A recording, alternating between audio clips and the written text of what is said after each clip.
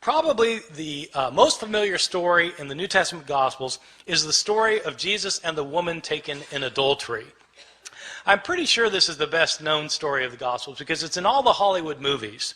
I mean, if you do a movie about Jesus, you've got to have Jesus and the woman taken in adultery. It's so much a requirement that even Mel Gibson, who The Passion of the Christ, which is about Jesus' last hours, has to get this in, and so he has a flashback showing this scene of Jesus and the woman taken in adultery. So the way the story works, it's found only in the Gospel of John, chapter 7 and 8.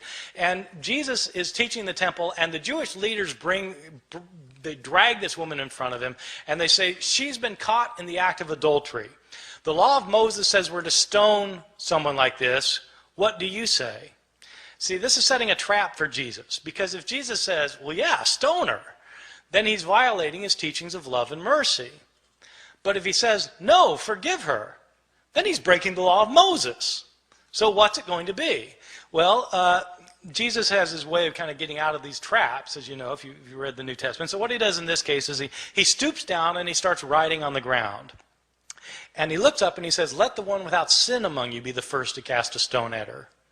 Stoops back down, starts writing again. And one by one, feeling guilt of their own sins, they begin to leave until Jesus looks up again and there's no one left.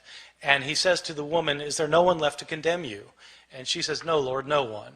Jesus replies, neither do I condemn you. Go and sin no more. There is a textual variant in a now lost manuscript, which when Jesus, about this line about when he says, let the one without sin among you be the first to cast a stone at her. In this one textual variant, it indicates that a stone comes flying out from the crowd, nails the woman in the head. And Jesus says, Mom, sometimes you really tick me off.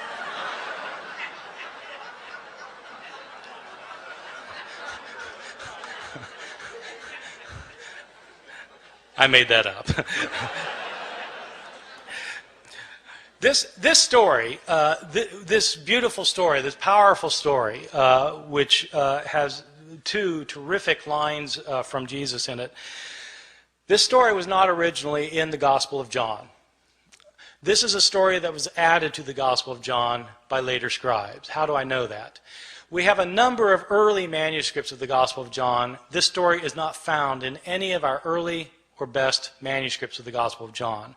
The Greek authors who wrote commentaries on the Gospel of John over the centuries don't mention this story until the 10th century, 1,000 years after the days of Jesus. The writing style of this story, if you read it in Greek, the writing style is a completely different writing style from the writing style of the rest of the Gospel of John. As a result, scholars have known for years that this story did not originally belong in the Gospel of John. Well, why is it in our English Bibles then?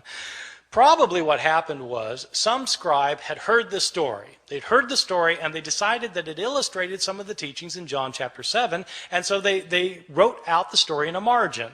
A second scribe came along, saw the story in the margin, and thought it belonged in the text, and then wrote his manuscript by putting the story in the text. Another scribe comes along and copies that manuscript, and that manuscript gets copied, and so on until it becomes part of the textual tradition. And it's these later manuscripts that were used by the translators of the King James Bible in 1611, so that the story came into English through the King James Bible. So this story, however, is not a story that was originally in the New Testament.